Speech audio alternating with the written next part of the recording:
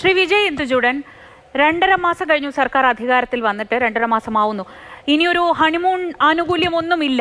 എല്ലാ യാഥാർത്ഥ്യങ്ങളെയും നേരിട്ട് മുന്നിൽ കാണേണ്ടി വരും, അതിനോട് പ്രതികരിക്കേണ്ടി വരും, അതിവേഗം പ്രതികരിക്കേണ്ടി വരും.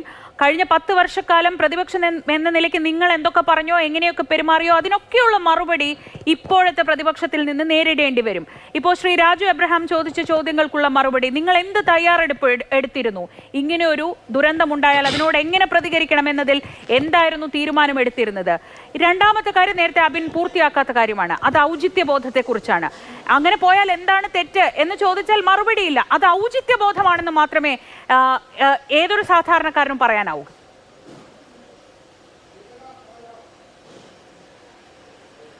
അല്ല ശ്രീജ, ശ്രീ രാജു എബ്രഹാം ഇവിടെ 25 വർഷം റാന്നി എന്ന് പറയുന്ന നിയമസഭാ മണ്ഡലത്തിനെ പ്രതിനിധീകരിച്ച MLA. അദ്ദേഹം പറഞ്ഞതൊക്കെ ഞാൻ കേട്ടു. കാരണം അത് മറ്റൊന്നും കൊണ്ടല്ല, രാജു എബ്രഹാം പറഞ്ഞ വളരെ ബാലിശമായിട്ടുള്ള കാര്യം, രാഷ്ട്രീയ പ്രേരിതമായി തന്നെ പറഞ്ഞ ഒരു വലിയ കാര്യമുണ്ട്. ഈ പറയുന്നത് പോലെ നിങ്ങൾ ഈ കഴിഞ്ഞ സർക്കാർ 10 ലക്ഷം രൂപ ലോൺ എടുക്കുവാൻ വേണ്ടിയുള്ള കാര്യങ്ങൾ ആളുകളോട് സംസാരിക്കുകയുണ്ടായി. അതുപോലെ തന്നെ 2 ലക്ഷം രൂപ അതിനകത്ത് സബ്സിഡിയാണെന്ന് പറഞ്ഞു.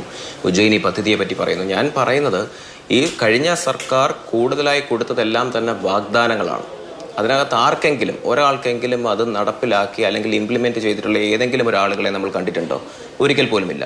അത് കൂടുതലും അവർക്ക് കിട്ടിയത് വാഗ്ദാനങ്ങൾ മാത്രമാണ്. അതുപോലെയാണോ ഈ സർക്കാർ ചെയ്യുന്നത്?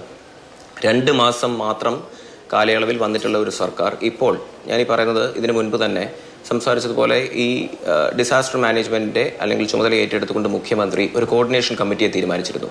ആ കമ്മിറ്റിയുടെ വൈസ് ചെയർമാനായി ശ്രീ AP അനിൽകുമാറിനെ നിയമിക്കുകയും AP അനിൽകുമാർ ഈ സംസ്ഥാനത്തുള്ള മുഴുവൻ ജില്ലാ കളക്ടർമാരെയും വിളിച്ച് ഓൺലൈൻ മീറ്റിങ്ങുകൾ വിളിച്ച് വേണ്ട ക്രമീകരണങ്ങളും ബാക്കിയുള്ള എല്ലാ ഐഡിയാസും അതുപോലെ തന്നെ ഇത് എങ്ങനെയാണ് മാനേജ് ചെയ്യേണ്ടതെന്നുള്ള എല്ലാ കാര്യങ്ങളെ പറ്റിയും സംസാരിക്കുകയുണ്ടായി.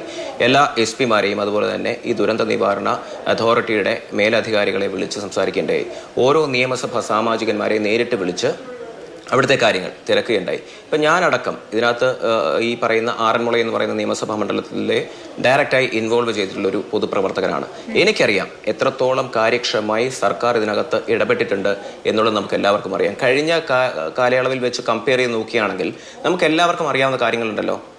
ഇവിടുത്തെ സാധാരണക്കാരായിട്ടുള്ള ആളുകൾക്കും ജനപ്രതിനിധികൾക്കും അടക്കം മുഖ്യമന്ത്രിയെ വിളിച്ച് കാര്യങ്ങൾ ധരിപ്പിക്കുവാനുള്ള സാഹചര്യം ഇന്നത്തെ ഈ ഭരണത്തിൽ നിലനിൽക്കുകയാണ്. നമ്മൾ മറന്നു പോകരുത്. നമ്മൾ എത്രയോ കാര്യങ്ങൾ കണ്ടുകൊണ്ടിരിക്കുകയാണ്. MLA മാരെ, നിയമസഭാ സാമാജികരെ വിളിച്ച്, കളക്ടർമാരെ വിളിച്ച്, ബാക്കിയുള്ള പൊതുപ്രവർത്തകരെ, ഈ പറയുന്ന തദ്ദേശ സ്വയംഭരണ സ്ഥാപനത്തിലെ ആളുകൾ അടക്കമുള്ള ആളുകൾ നേരിട്ടിറങ്ങി ക്യാമ്പുകളിലും അല്ലാതെയും ഒക്കെ ഡയറക്റ്റായി ആളുകളോട് കമ്മ്യൂണിക്കേറ്റ് ചെയ്യുന്ന ഒരു സ്ഥിതിവിശേഷം നിലനിൽക്കുന്നു എന്നുള്ളത് അത് മാത്രമല്ല, ഇപ്പൊ നിങ്ങൾ നേരിടുന്ന ഒരു വലിയ പ്രശ്നം എന്ന് പറയുന്നത് 10 വർഷത്തെ നീണ്ട പ്രതിപക്ഷ കാലത്ത് നിങ്ങൾ ഉന്നയിച്ച ആരോപണങ്ങൾ, നിങ്ങൾ പറഞ്ഞ വാക്കുകളൊക്കെ നിങ്ങളെ തിരിച്ചു കൊത്തുന്നു എന്നതാണ്. ഇപ്പോ അദ്ദേഹത്തിന്റെ ഹെലികോപ്റ്റർ യാത്രയിൽ എനിക്ക് വിയോജിപ്പൊന്നുമില്ല. പക്ഷേ ഹെലികോപ്റ്റർ വാങ്ങിയത് ധൂർത്താണെന്ന് പറഞ്ഞത് അന്നത്തെ പ്രതിപക്ഷ നേതാവായിരുന്ന VD സതീശൻ തന്നെയാണ്. അപ്പൊ അദ്ദേഹം അത് ഉപയോഗിക്കുമ്പോൾ സ്വാഭാവികമായും വിമർശനം വരും. ഇനി വിജയ് ആണെങ്കിൽ, വിജയ് ഇന്ദുചൂടൻ എന്ന യൂത്ത് കോൺഗ്രസ് നേതാവ് ഇങ്ങനെ ഒരു സാഹചര്യത്തിൽ ഒരു വിരുന്നിൽ പോവുമോ? മാറി നിൽക്കില്ലേ? ഉത്തരവാദിത്വ ബോധം വേറെ, ഔചിത്യ ബോധം വേറെ എന്നതാണ് പോയിന്റ്. അത് അങ്ങ് അംഗീകരിക്കുന്നെങ്കിൽ എനിക്ക് സന്തോഷം, ഇല്ലെങ്കിൽ സാരമില്ല, ഔചിത്യബോധമാണ് അത് എന്ന് ഞാൻ കരുതും.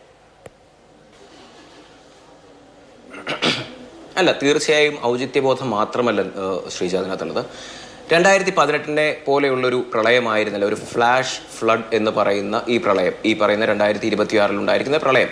അപ്പോൾ അതിനെ നമ്മൾ അപ്രോച്ച് ചെയ്യേണ്ട രീതി തന്നെ വേറെയാണ്. മുഖ്യമന്ത്രി എല്ലാവിധമായിട്ടുള്ള ക്രമീകരണങ്ങളും സജ്ജമാക്കിയിട്ടാണ് അങ്ങനെ ഒരു യാത്ര ചെയ്തിട്ടുണ്ടെങ്കിൽ, പിന്നെ ഒരു കാര്യങ്ങൾ മാത്രമല്ലോ, ഞാൻ പറഞ്ഞതുപോലെ മുഖ്യമന്ത്രിക്ക് ഈ കേരള സംസ്ഥാനത്തിന്റെ എല്ലാ കാര്യങ്ങളിലും, ഈ കേരള സംസ്ഥാനവുമായി ബന്ധപ്പെട്ട് നടക്കുന്ന എല്ലാ കാര്യങ്ങളും, അത് ഡിസാസ്റ്റർ ആയിക്കോട്ടെ, ബാക്കിയുള്ള എൻവയോൺമെന്റൽ കാര്യങ്ങളായിക്കോട്ടെ, ബാക്കിയുള്ള മാനേജ്മെന്റ് ആയിക്കോട്ടെ, അവിടെ നടന്നത് അദ്ദേഹത്തിന്റെ സുഹൃത്തായ ഒരു നേതാവിന്റെ വീട്ടിൽ നടന്ന ഒരു വിരുന്ന്. ഇന്ന് രണ്ടാമത്തെ സംഭവം, ഇന്നത്തെ ജ്വല്ലറിയുടെ ഉദ്ഘാടനം. ആ ജ്വല്ലറിയുടെ ഉദ്ഘാടനത്തിന് മുഖ്യമന്ത്രി പിണറായി വിജയനാണ് പോയതെങ്കിൽ, മുഖ്യമന്ത്രി സ്ഥാനത്തിരുന്ന പിണറായി വിജയനാണ് പോയതെങ്കിൽ യൂത്ത് കോൺഗ്രസ് നേതാവായ വിജയ് ഇന്ദുചൂടൻ ഇങ്ങനെയാണോ പറയുക?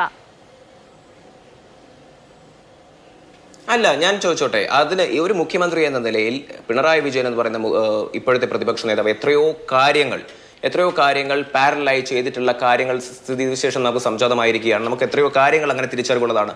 അന്നൊക്കെ വളരെ ഔചിത്യത്തോടു കൂടി പ്രതികരിച്ചിട്ടുള്ള ആളുകളാണ് ഞങ്ങൾ ഓരോരുത്തരും. പിന്നെ വിമർശിക്കേണ്ടതിനെ വിമർശിച്ചിട്ട് തന്നെയുണ്ട്. അത് കഴിഞ്ഞ പ്രതിപക്ഷത്താണെങ്കിലും ഭരണപക്ഷത്താണെങ്കിലും യൂത്ത് കോൺഗ്രസ് അത് ചെയ്തിട്ടുമുണ്ട്. പക്ഷേ ഇന്നത്തെ ഈ ഒരു പറയുന്ന രാഷ്ട്രീയ വിരുദ്ധമായിട്ടുള്ള ഈ ആരോപണങ്ങൾ, മുഖ്യമന്ത്രി ഹെലികോപ്റ്ററിൽ പോയി ഒരു വിരുന്നിന് പോയി ജ്വല്ലറി ഉദ്ഘാടനം ചെയ്തു എന്ന് പറയുന്നത് ഈ 2018 പോലെ സമാനമായ ഒരു പ്രളയമല്ല എന്ന് CPM-ന്റെ പ്രതിനിധി തന്നെ ഇവിടെ സൂചിപ്പിച്ചിട്ടുണ്ട്.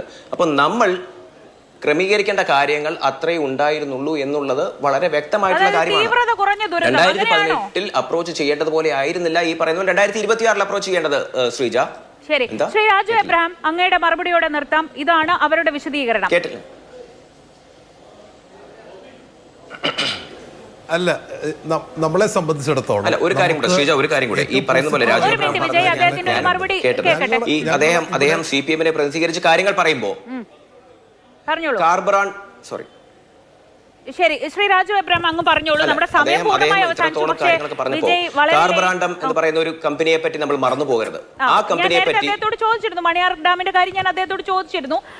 അദ്ദേഹം അതിന് മറുപടിയും തന്നതാണ്. ആ കാർബറാണ്ടം എന്ന് പറഞ്ഞ ഒരു കമ്പനിയെ പറ്റി നമ്മൾ ആരും മറന്നു പോകരുത്. 2.5 വർഷ കാലയളവിൽ അതിന് പുതുക്കുവാനുള്ള യാതൊരു വിധമായിട്ടുള്ള കരാറുകളും ആ സർക്കാർ കൊടുത്തിട്ടില്ല എന്നുള്ളതാണ് വസ്തുതാപരമായിട്ടുള്ള സത്യം. 2.5 വർഷ കാലയളവിൽ ആ ഷട്ടർ എന്ന് പറയുന്നത് ഉയർന്നു തന്നെ നിൽക്കുകയാണ്. ആ പിണറായി വിജയൻ സർക്കാരിന്റെ കാലഘട്ടത്തിൽ ആ ഷട്ടർ ഉയർന്നു നിൽക്കുന്നതിന്റെ സമാനമായിട്ടുള്ള കാര്യങ്ങൾ ഈ പ്രാവശ്യം ലിമിറ്റോടുകൂടി വെള്ളം വരുവാനുള്ള യാതൊരു വിധമായിട്ടുള്ള സാധ്യതകളും ഡാമിലില്ല എന്നുള്ളതാണ്. പ്രത്യേകിച്ച് കാര്യമായി ഒന്നും സംഭവിച്ചില്ല എന്നതാണ് അദ്ദേഹത്തിന്റെ മറുപടി. അദ്ദേഹം നേരത്തെ മറുപടി പറഞ്ഞതാണ്.